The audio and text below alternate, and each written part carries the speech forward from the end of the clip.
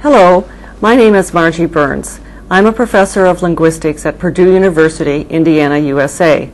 I will be your lecturer for this hour and a half. My topic today is the Sociolinguistics of English for tomorrow's classrooms.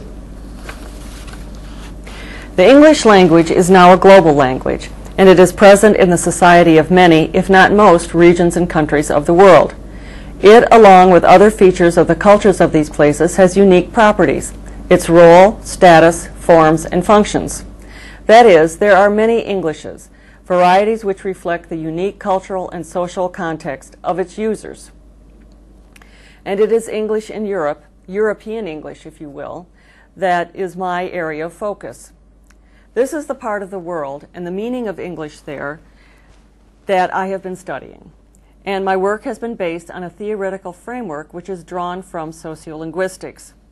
This theoretical framework focuses on four concepts: communicative competence, notions of the norms for English, standards of English, and attitudes. Three terms are commonly used to identify English as it is taught around the world. These are the familiar English as a native language, or ENL, English as a second language, ESL, or English as a foreign language, EFL.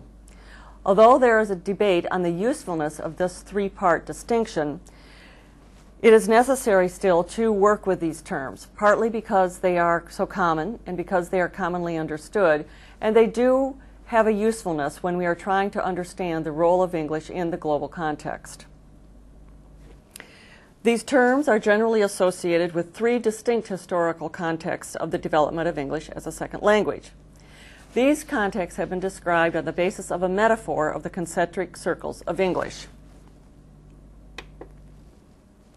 And here you see a depiction of that model. The concentric circle models has three circles.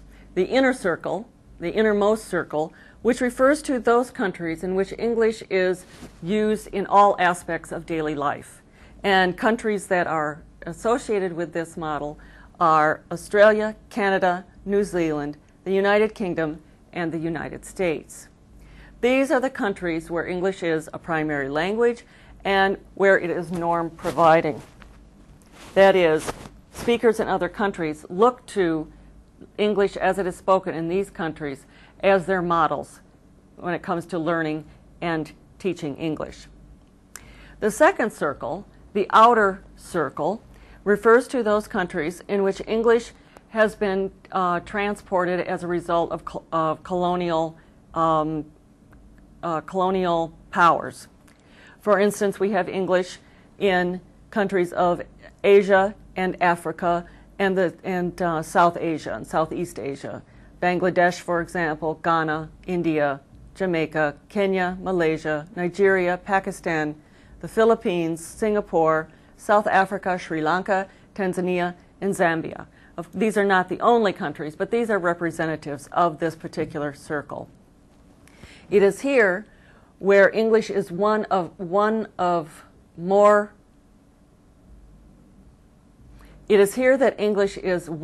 many codes.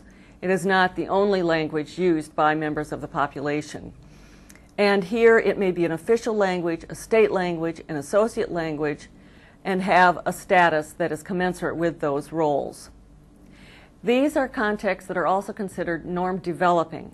That is, English is developing its own norm on the basis of the users and their contact with other languages and for their own purposes in using the English language. Therefore, we can see norms coming from countries such as India, where we can speak of an Indian English which is taught and learned in schools. The third circle, this outermost circle, is called the expanding circle. And it is here where English is becoming more frequently used, where it is in greater demand, and where we see its presence becoming more clear and more evident. And the countries of the expanding circle use English as an international language. And it is a performance variety. This is contrasted with a native variety in a sense, it becomes a language that's used for use outside of the local context. And the countries in this circle are norm dependent. That is, they look to the inner circle countries for their models. And that again contrasts with the outer circle models and varieties of the language, which are based on inner circle varieties, but they are now developing their own. So we have the native language, we have English as a second language, and we have English in a foreign language context.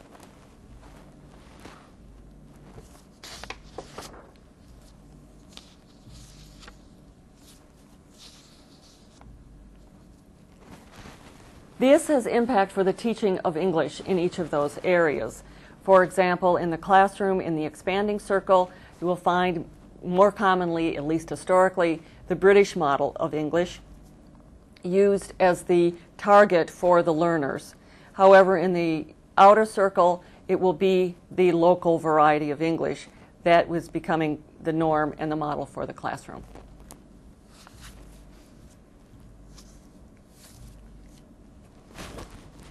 This notion of the concentric circles comes from an American.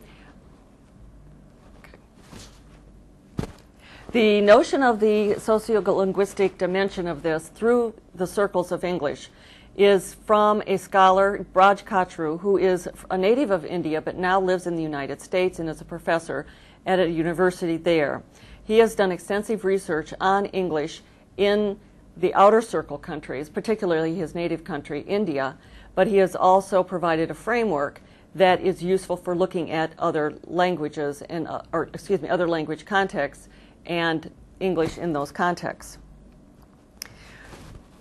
Using these circles as a basis for understanding the role and the status of English in various contexts around the world, we can then draw a sociolinguistic profile.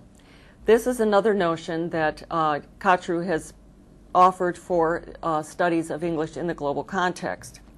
And the sociolinguistic profile is primarily concerned with describing what is the nature of English in a particular context. And particular questions are asked in order to understand this context. For example, we ask questions as among the following 6. With whom do users interact in English? In order to understand the sociolinguistic context of English in a particular situation, country, or region of the world, we need to know who uses this language and who's learning it and why do they need it in terms of who will they be speaking the language with. In what domains do they use English? Will they be using it primarily in business? Will they be using it in the legal domain? Will they be using it in interpersonal context? Will they be using it for entertainment and media purposes? And what levels of proficiency do the users achieve? How proficient are they? How much English do they know? How much English do they actually use? And how, we could say, how good is their English, with good being in quotes. Also, an aspect of understanding the sociolinguistic context is knowing what motivates people to learn English. Why do they want to learn it, or why do they need it? Another point is, what are the sources of contact with English?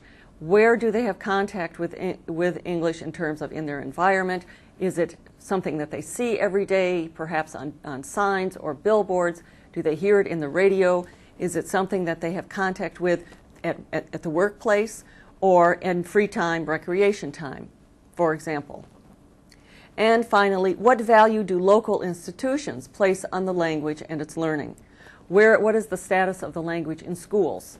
What is the status of the language in public policy, in school policy, in language policy?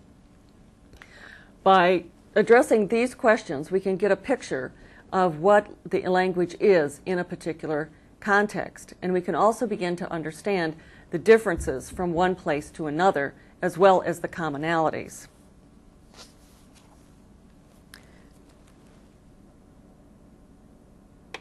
Thus, the sociolinguistic profile provides us an informed understanding of the particular features of countries in each circle and in making informed pedagogical decisions that are appropriate for each country.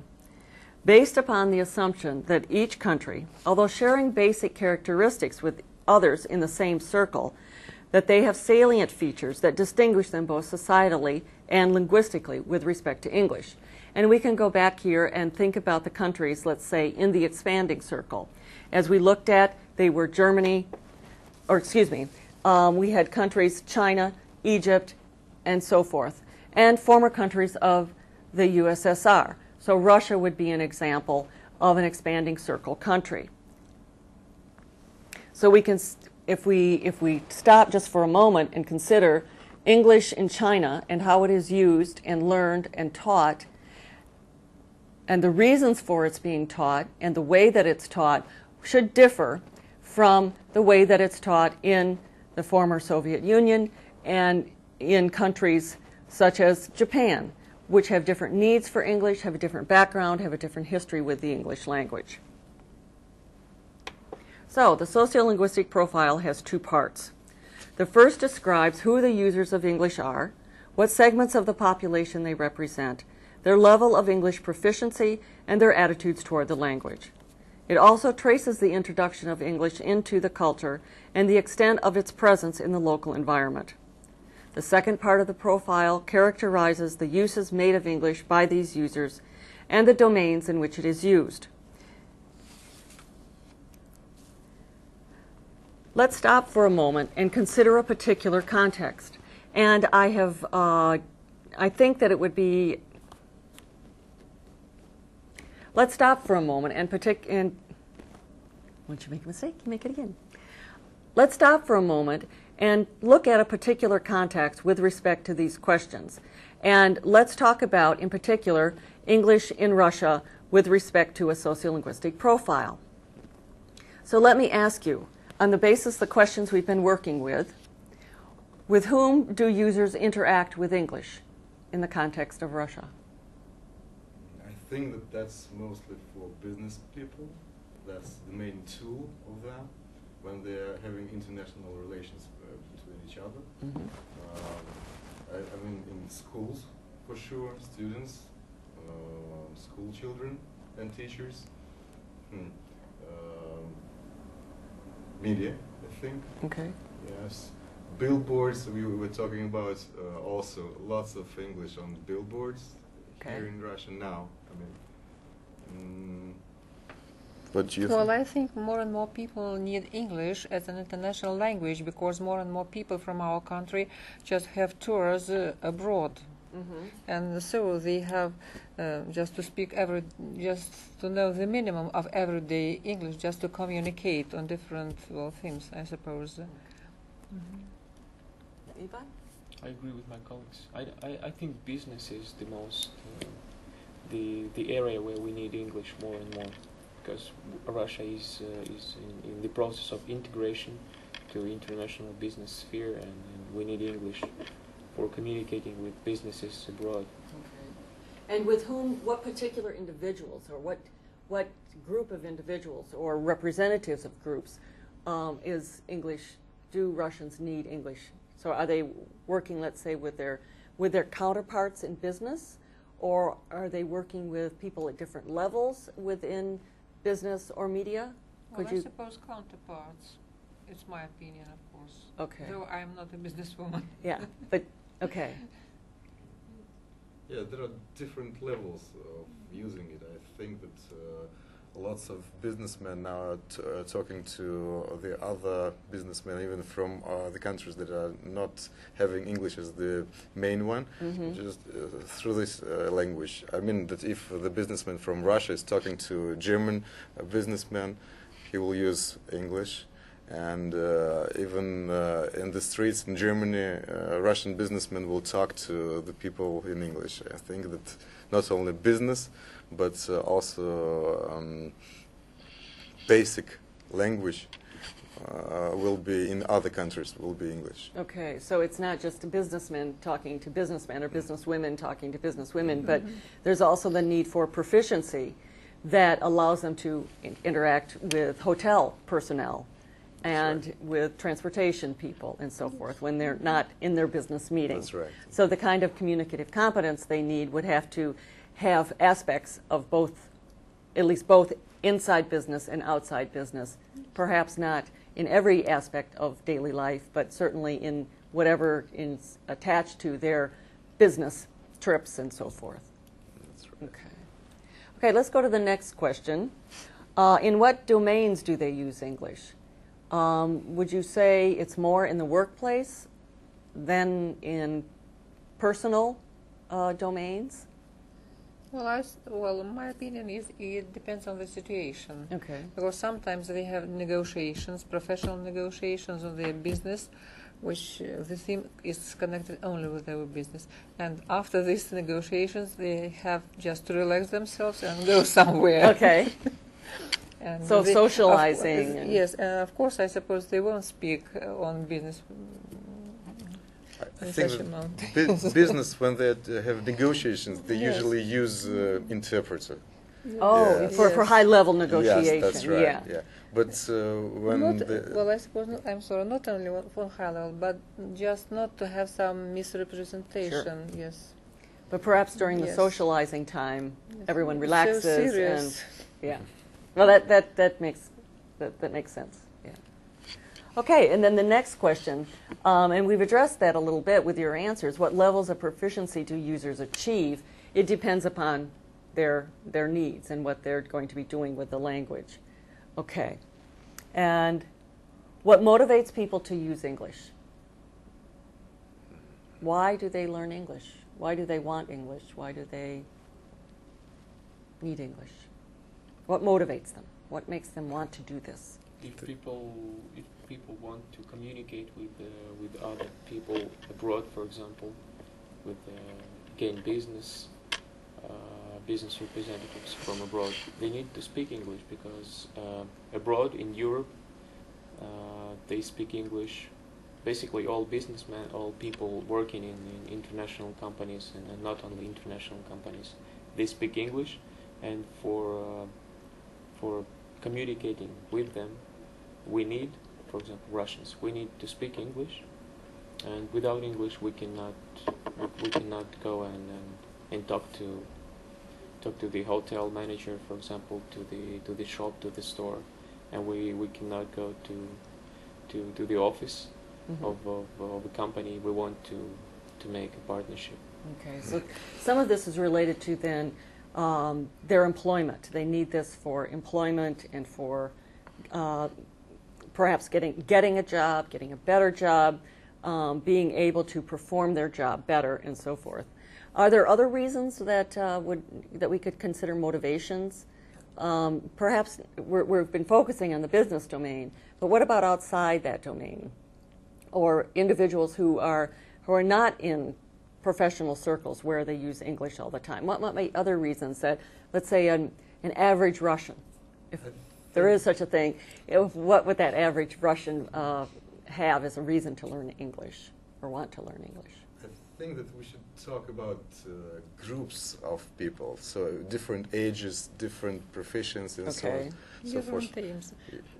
Yeah, if the school children, I think that they're thinking about the music, songs, maybe have the possibility to read in English some books, and so on and so forth. Teachers are studying English for being more proficient and to give it to the knowledge to the students better. Different groups, I think, have different motivations. Okay. Well, and in my opinion, people study English, well, not English, only English, but for a foreign language, not only to know it and to speak it, but to, well, another foreign language, it helps us to widen our knowledge of the history of other countries, to get more knowledge of the in cultural sphere of that or this country, just not only to have some, well, how to say it, so you understand, just to widen yourself, your knowledge.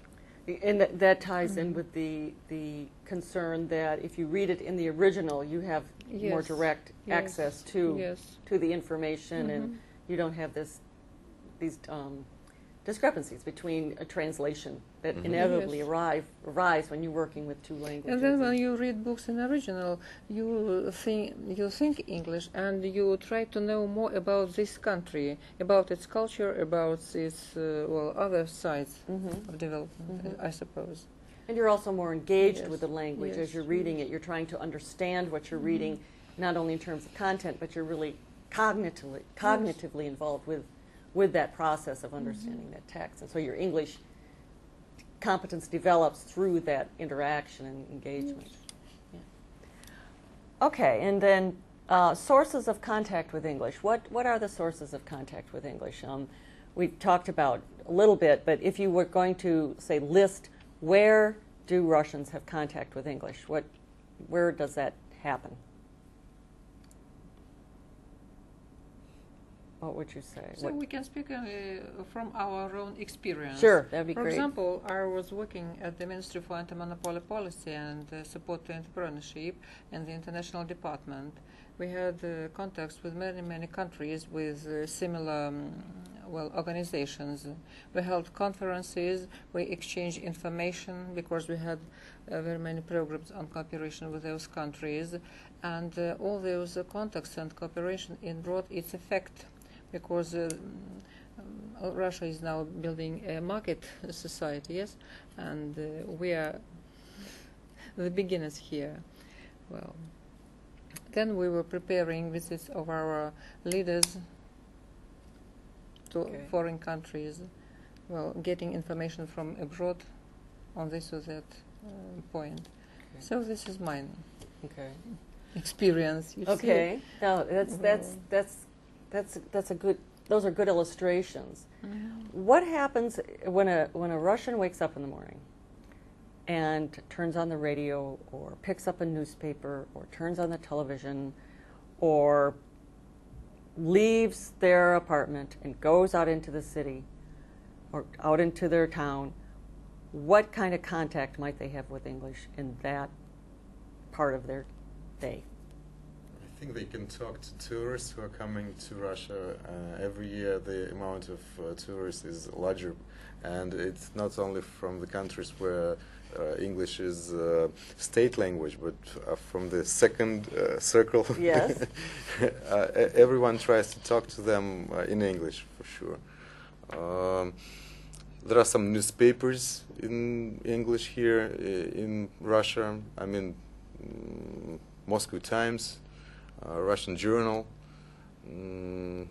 We have some programs in English on TV. I mean, sport program and European news and something like that.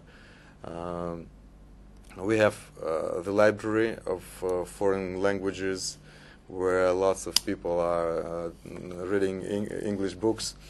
We have a Center of American Culture in the same library. Yes, there is a possibility to talk to people there. British Council, lots of volunteer organizations that are here in Moscow, from Canada, Great Britain, United States, and there are possibilities for our businessmen to have consultations from the foreign countries, and usually that's through English. Okay. Would there be, would they have much contact with English in terms of, you already mentioned on billboards, so because we could consider that contact as well, because you're seeing it and it's around you. So the presence of the language also in terms of signs, and I was riding in the metro just the other day and seeing a lot of advertisements that have English words in them, or the product may have an English name, but the rest of the text is Russian, but that one word or that one name or label is in English. So there are those types of contact with English as well from a visual perspective. And might there also be something in the radio? Would there be English words mixed in with Russian, perhaps, in some contexts or on some topics? Can we talk here about borrowings also? Yes, absolutely. Because there are lots of borrowings from English language in Russian, and even sometimes it's written in Cyrillic, But you know that that's the English word. Okay. Yeah. Yeah, someone told me yesterday, I think, about the word promoter. Uh-huh. And she showed me, what it looks like in Cyrillic, and but it's PR, promoter. So yeah, exactly. Borrowings are very relevant here, and that's what I'm moving toward is trying to elicit the because that's contact with English also. It's not as extensive. It's perhaps more superficial or less intense, but it's an important manifestation of the presence of English in the particular context. So I interrupted you, so please continue. Yeah, sometimes it's even funny because there are lots of Russian words, but people prefer to say it in English, and In Russian manner. in Russian manner, yeah. That's Yeah. sometimes pronounced very funny. Yes. Lots of words are used by programmers, and they change pronunciation, but you know that this is the borrowing from English, and thanks to our changes now in our society, lots of words in marketing or lots of words in studying economics and so on are English. Mm-hmm. So the contact is usual with English for every person here in Russia. When you're getting up and talking about, Supermarket. supermarket, so Everybody who even doesn't know any English word This knows word what they does know. it mean. Supermarket, yeah, okay. All right. Okay, then for our last question is, what value do local institutions place on the value of English? Or, excuse me, let me phrase that again. What value do local institutions place on the language and its learning? So what place does it have in school policy, language policy within a school? Perhaps there are other, perhaps at the government level or a ministry level. Is there some particular status given to English that is worthy of mention? We can talk about English as a very popular language in schools, for example. So I think the most popular languages are English, German, French, sometimes Spanish. But English is the first, for sure. At the universities, the same situation. So if we'll compare, sometimes there are 3 groups of English and 1 group of German. Okay, so 3 times is sometimes popular like that, or often. The role in the institution of English, some people are just passing their exams in English in different institutions, making their diplomas also in English. So that's very important language for institutions. Is English required? A required Yes. subject in schools for pupils? I would say not English, but foreign language here. Foreign language. Foreign language. And, if it's thrice more popular, so mostly. So most people choose that. Yes, that's right. Okay. Yes, Alright. and there is a fact that you can easily find English advanced school more than, for example, French advanced school, or Okay. Spanish advanced school, German advanced school. Are there bilingual schools? Where Yes, there are. There are some. Bilingual. are Yes, they international schools, perhaps? Well, more I don't than- know about international, but many, we call special schools Yeah, usually. special schools. Yes. They use more English yes. hours during the They week, are for usually example. bilingual. Okay. And they start English from the first grade. Okay, so very And there is Yes. English literature also, technical language of English and so on. Okay. So, and in some schools they study some subjects in English. Okay. So we've, in a short time, we've come up with sketches for the profile that we could draw. We, of course, would want to do this in a more systematic way, and we could elaborate. But these are the elements of a profile of English in Russia, of a sociolinguistic profile. Its role within the society, how its use, focus on its use, the social dimensions then. Okay. Now that we've sort of sketched this out, we can turn to another context, and I'm going to talk to you about English in Germany. This is a country that I have lived in, spent time in, am most familiar with, and have done quite a bit of research on. And I thought what I'd do is just give you an example of a more extended profile. So, and what I would like you to do is think about this example of English as it's described with respect to its status, and see how it is similar or not similar to your own cultural and social context. Is English is the presence of English in Germany similar to that of your own country? Is it different? And then after I do that, then I would like to talk about then the pedagogical dimensions. And it's just easier for me to talk then, of course, from a profile that I have familiarity with, and then I can relate that to pedagogy. And certainly then the implications of that and its manifestations in your particular context would be able to be drawn from that as well, I would hope.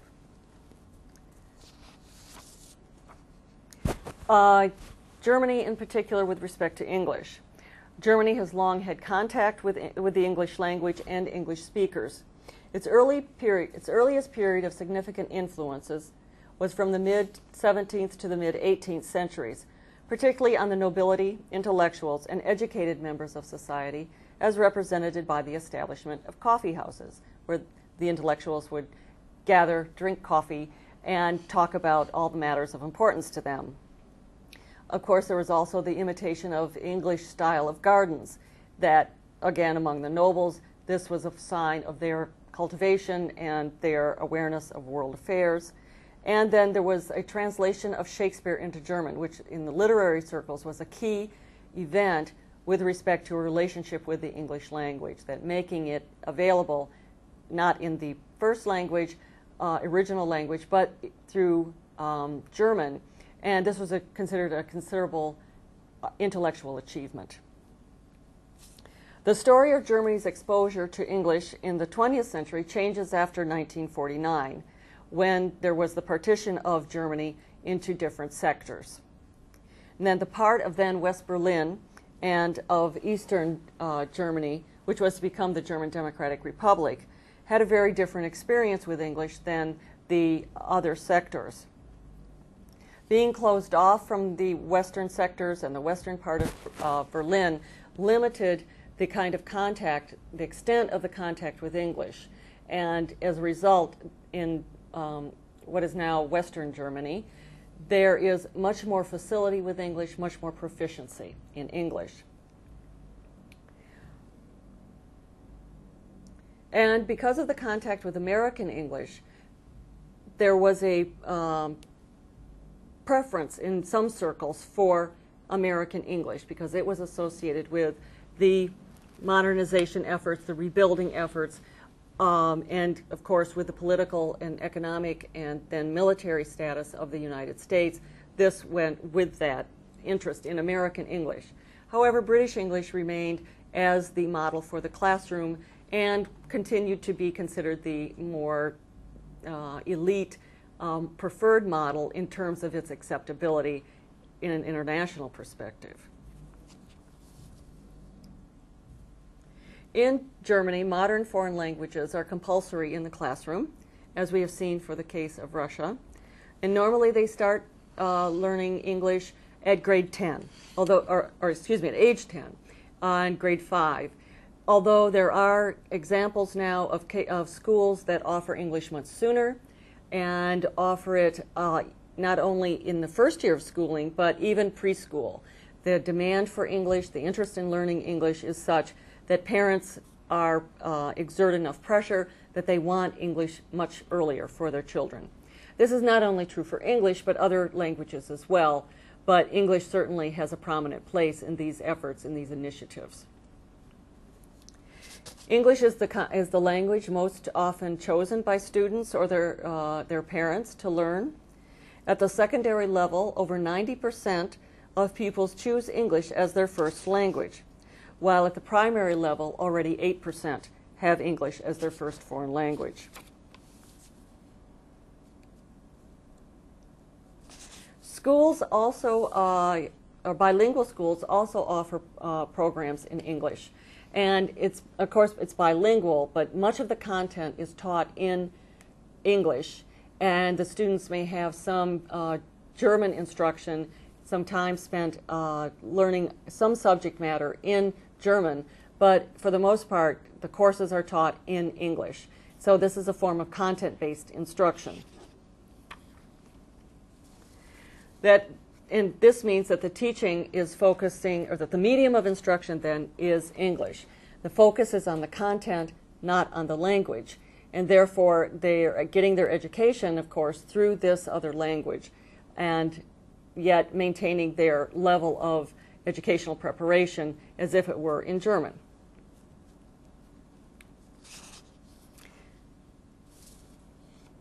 In higher education, English is playing increasingly a prominent role, and some postgraduate courses are entirely in English.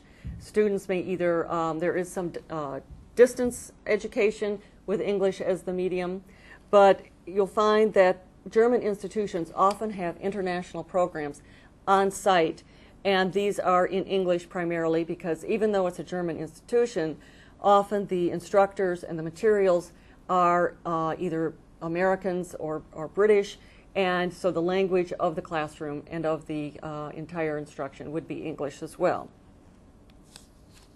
Applicants to these programs are required to have a good knowledge of English, and because students from other countries also come, not just German students, but because it's an international program, students from the other countries are advised to know some German because it is helpful. However, it's not requisite for participation in the program. And the fields in which these international degrees are offered are probably quite predictable. Computer science, mathematics, natural sciences, medicine, public health, law, social and cultural studies, psychology, and international relations, just to name a few. Business administration is another field in which English is increasingly required. A Master's of Business Administration, a degree not formally offered or recognized in Germany, is now very popular, and 2/3 of the degree programs for Master's in Administration are taught in English. Private businesses also offer their own language courses in English in order to have better connections and better preparation for employees and students. In terms of levels of proficiency in English, these are directly related to some curriculum reforms of the 1970s. There were new school types introduced called comprehensive schools, and they were still in Germany, but exclusively up to that time, for the most part, there were different types of schools depending upon the learner's ability level. So students would go to a basic education, have basic education, and then after that point they would go to perhaps vocational school or a terminal program, which would be an extension of the basic education. And there was another track for those who were going on to university studies, the gymnasium level of education. However, during the 70s, there was reform of this education in order to reduce social barriers and to break down this notion of education for the elite and then only English language for the elite, because at that time, much of the English instruction was limited to those going on to the university. So with the introduction of new school type that put all the schools under one roof, the contact among the students became more common, more frequent ability levels, and English became available to more of the pupils, not just those at the higher levels.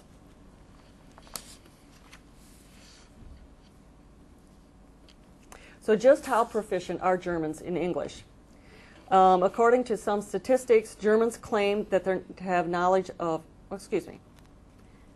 according to Eurobarometer, 41% of Germans claimed knowledge of English as a second language.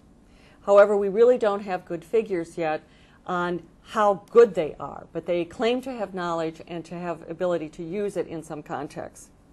So we have reports on actual occurrence of English in Germany, and demonstrated proficiency levels rather sparse.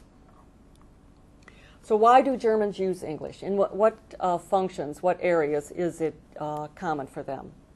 It's used in professional, political, pedagogical, and personal contexts. International communication is a key purpose, and English, as we talked about before with the expanding circle, Germany is part of this expanding circle, so this is something that they share with other expanding circle countries. Teenagers use English to take advantage of the internet and to learn music, be in contact with the music, and to navigate the web. And it's also a link language for Germans with other speakers of other languages, not just English speakers. It may be a daily personal, part of daily personal use with colleagues over dinner, after a professional scholarly meeting, or co-workers if the company is has international contacts, or is a joint venture, for example. English may be the company language. I even know of a case where a lawyer was talking to me about his firm. It's a small firm, and it's a small firm in Germany, but they do have international clients. And the leader of the office wanted everyone to use English among themselves, even though no English is spoken as a native language by anyone in the group. They are all native English speakers. But this was an effort to increase the use of the language and establish the identity as an English-speaking law firm.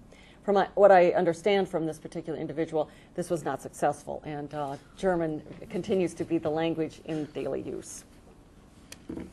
English also serves as a strong symbol of power and prestige. Advertisers in particular capitalize on this, and as we've seen, billboards, signs, advertisements in other countries, in Russia, for example, are examples of this. Advertisers capitalize then on association of English with things modern, with things up to date, progressive, new, improved, better, whatever associations there may be. This would be seen in advertising. An interesting example from Germany is that a Berlin newspaper, the Berliner Morgenpost, was looking for a new slogan. And instead of choosing a German slogan, they chose an English one, and it was simply the best. And if you are familiar with American popular singers, this is the title of a song by the pop singer Tina Turner. And they chose this particular slogan coming from her song, knowing that young people would be familiar with it, and they wanted to appeal to a younger audience. So rather than use the German Einfach das Beste, which would not connote this modern, progressive, and youthful image, they adopted the English slogan. Attitudes of Germans toward English are evident in various venues. Newspaper editorials are a very common place to find indications of how Germans feel about the presence of English in their country and in their language and in their media.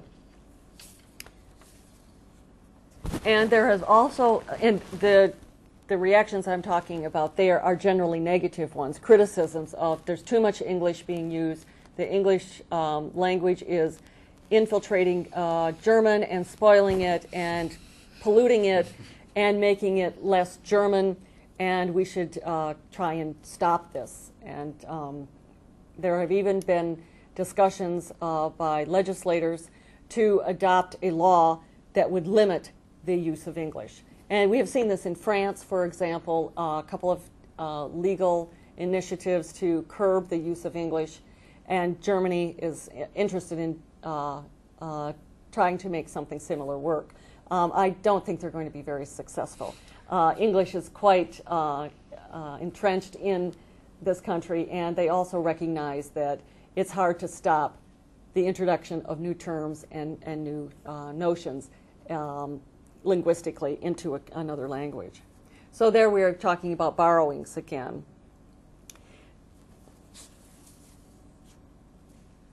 Okay, now we've talked about sociolinguistic profiles, what they are, what kind of questions they ask, the issues that they address, and I've given you now an example of a country.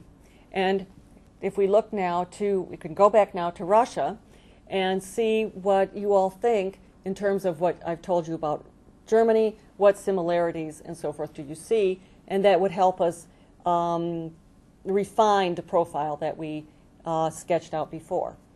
So let me ask you, anything strike you in particular about English in Germany that resonates or is quite different for you?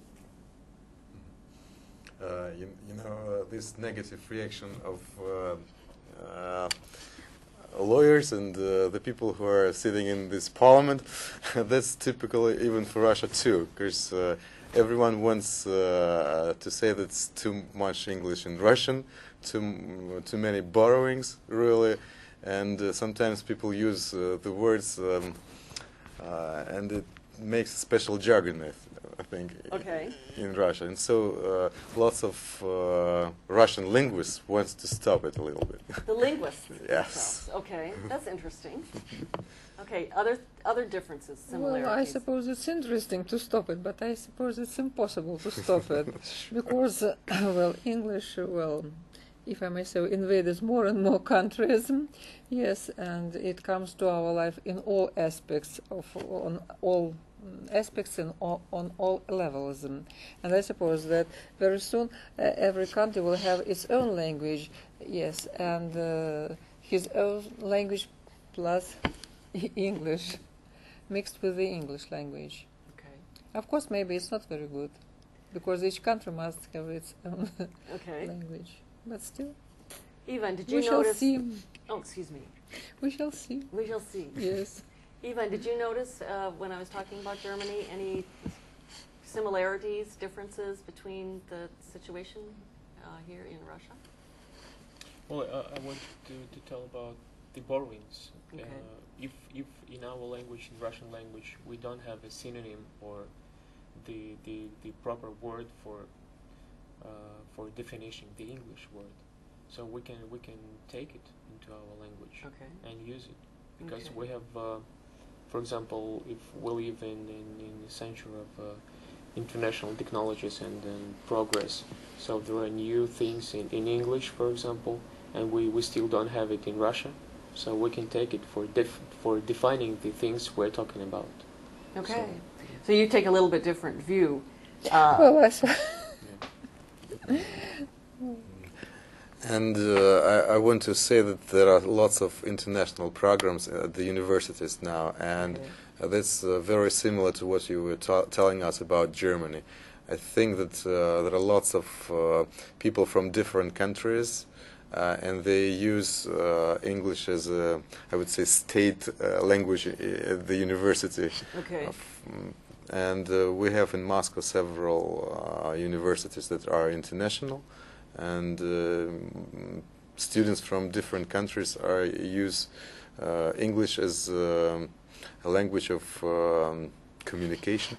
Okay. So this seems to be perhaps a European phenomenon, or probably even a global phenomenon, this international schools and or international programs where a lot of students from different countries would come, particularly probably in the business and international relations domains. Okay. And sometimes slogans are also used here in English. Yes? I can't remember example, but I remember that there was something, and it was very popular slogans. For example, always Coca-Cola. Always Coca-Cola. Yeah. Always Coca-Cola. One of the most popular slogans. Just do it. Just do it. Just do it. The Nike ads. Yes. So Okay. we are using it in English. And would you use it in your own everyday language use, as insert it in there as emphasis, or? Yeah, sometimes, yes. Especially the students that are studying English, they use lots of yes, they are very creative. yes, short phrases. Okay. That's pretty funny sometimes. Well, they are very creative. Sometimes it seems to me that people create some new language, a mixture of their native language and English, and there comes into life some new word which we don't know whether it is Russian or English, something this and that. Something Yes, this and yes, that. a new term. Okay. So in English there are no Yes. endings in the words, you Yes. know, and in Russian there are lots of them. And so when to the English word you're adding the ending from Russian, it sounds like a Russian word, but The English The ending. root is the root English. is English. Okay, well, good. These examples help a lot in moving me to the next topic that I want to address, and that's the notion of nativization of English. And you've given wonderful examples with talking about how you'll have an English root word, and you add the endings that are appropriate grammatically for Russian words. And this is an important aspect of the development of English in a particular context. And from this understanding the social and cultural context, we see that with the contact with English, the more the presence of English, the more people who use it, the more people who need it, you begin to have this English that has a life of its own in many respects. And you talked before about this mixing and the reasons for the borrowings and this hybridization of English with the local language, in this case with Russian.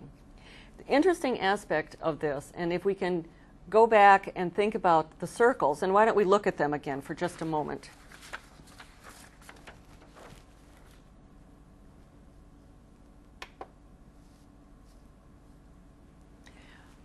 With our inner, outer, and expanding circle, we talked before, or I pointed out before, talking about this as native language varieties, which have their own norms, have their own standards.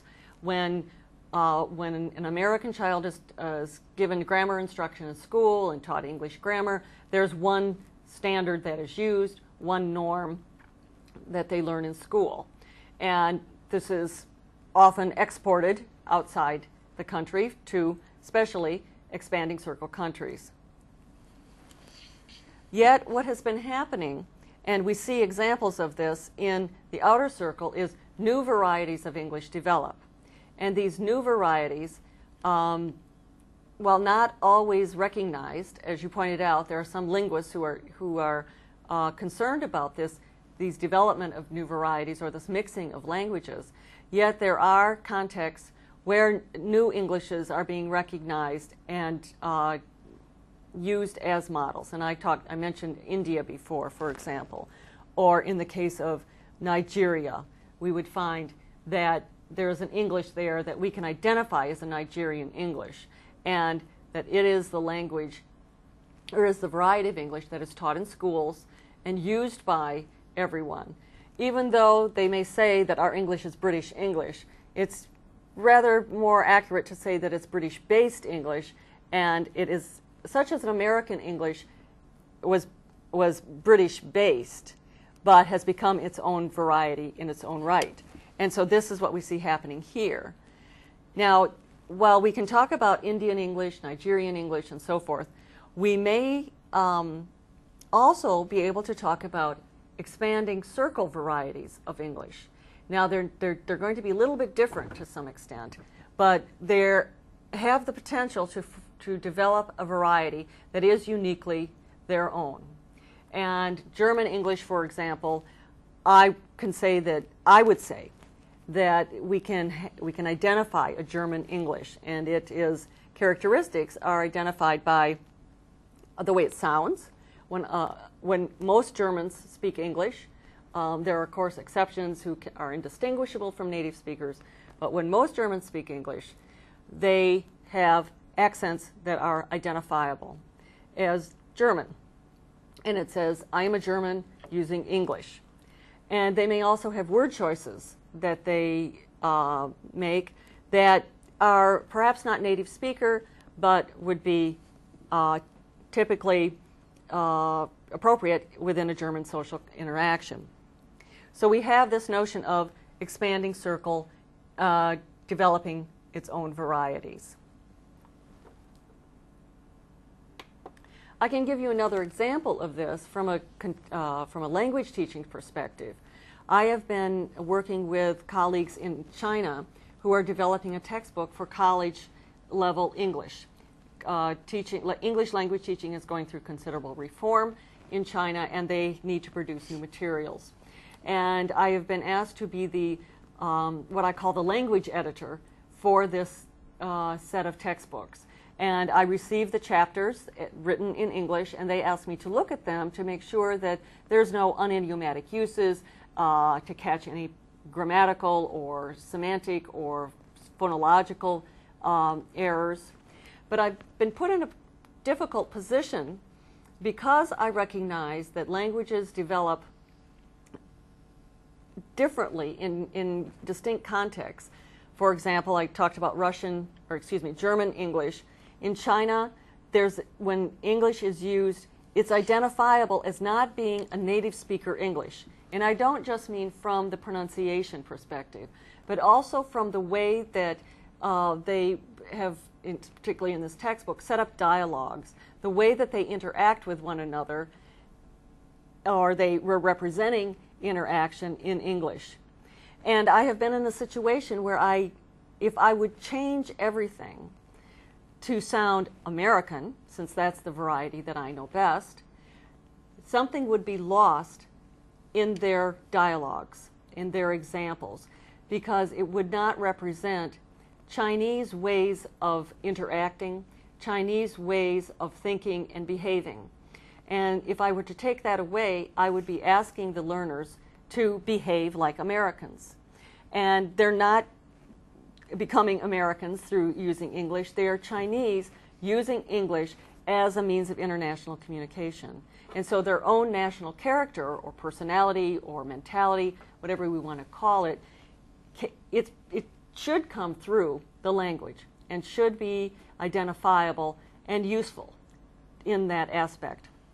But it's intelligible. I understand what they're saying. I understand the meaning of what they're conveying. And so it's not a problem that their Chinese is uninterpretable and so wrong, if we think of it in those terms, perhaps from a native speaker perspective, that you can't communicate with them. So keeping that Chineseness as part of that is an important dimension of Chinese English, because it's not only pronunciation, it's also the semantics, it's the pragmatics as well. So that example for me is very useful in understanding what it means to have a Chinese English or a Russian English.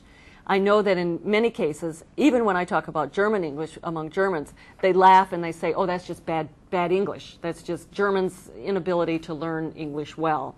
But it's much richer than that, and it's an acceptable and an understandable and natural phenomenon that through this contact with another language, through your use of it, that you bring it in and you integrate it phonologically, you integrate it structurally in terms of the syntax, in terms of the morphology, and also in how the forms and the functions in expressing who you are and your way of interacting.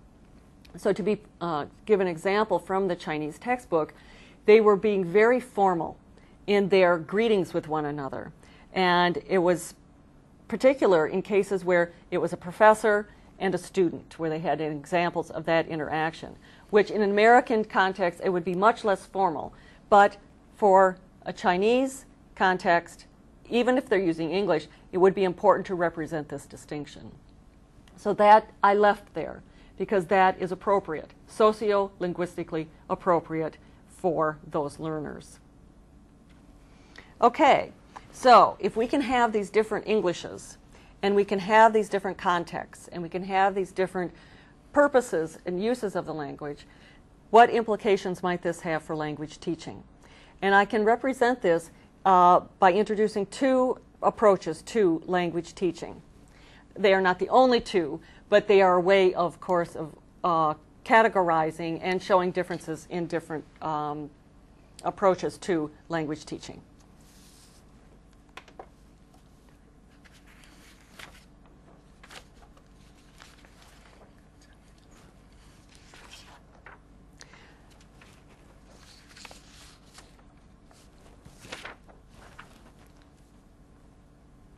Okay, here are two approaches, didactic and pragmatic. And within the didactic approach, this is one that has been more traditionally used and taught, or let's say followed. And in this didactic approach, these are the assumptions that it's based upon. Everyone learns English in order to interact with native speakers. English is inextricably linked to the culture of the United Kingdom or the United States. Using English means dealing with the realities of Great Britain and the United States. That is, with British or American ways of doing, thinking, and being. And I think probably most of us have, in our learning of foreign languages, this has been pretty much the approach that we've been part of. I know learning French, I was learning Parisian French, and I could not deviate from that. There was not going to be any innovation or any going away from that model that would to make me acceptable if I were to go to Paris and speak French. The pragmatic approach, however, is somewhat different in focus. And for the assumptions underlying it are that not everyone learning English will interact with native speakers. And I think we've had nice examples from the case of Russia that you cited, that it's not always native speakers that you use the language with.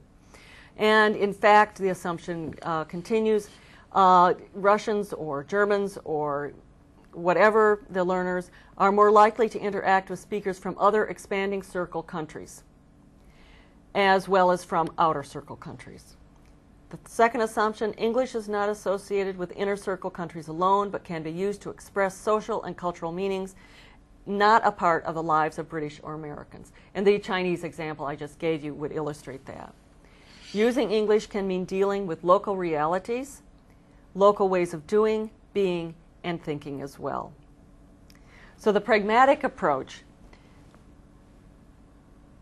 would be an extension, or would be a response to a sociolinguistic profile, and understanding this complex and diverse uses of English and who the interlocutors are, who those speakers are. And we can go back to those first questions that I posed with respect to English. By answering these first set of questions, we can understand how it will be related to the language teaching. So now I've taken you from the notion of a sociolinguistic profile. We've looked at it with the local context here that I'm in at the moment with you in Russia. And I've given you a more extensive profile of English in Germany, so to get an example of a more detailed profile.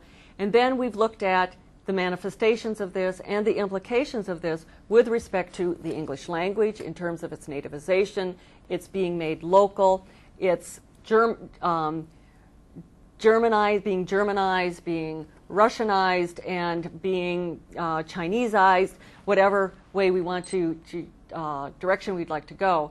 And then to think about what does this mean for language teaching.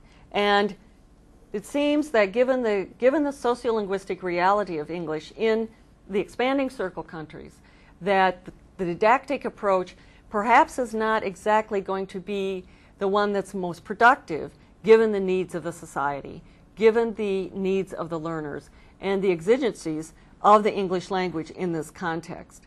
And that a pragmatic approach, one that recognizes the influences of local languages, that there are these developing varieties, that there are other norms that may be more appropriate for learners, taking this into account may make the language teaching and would make the language teaching more effective, more efficient, and more productive. And that it would, of course, mean making a lot of changes at the level of language teacher, education, materials, and also the society and their understanding of what the nature of language instruction can be and needs to be to respond to the current contemporary realities of English and what would be in the best interest of the learners and the institutions that serve these learners.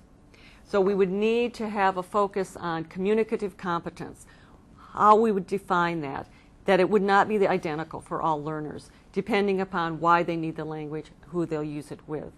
That there are other models for English, and that even a British model or an American model may be the designated or chosen model, but in reality, learners are exposed to a mixed, both varieties and other varieties, and that there are not exactly one pure variety that they can use as a model, but that this mixed variety that is unique to this context would be a potential as a norm and as setting a standard. And so in the case of assessing students' ability, we would need to be in tune with that particular model and setting it up and being in our evaluation recognizing these influences.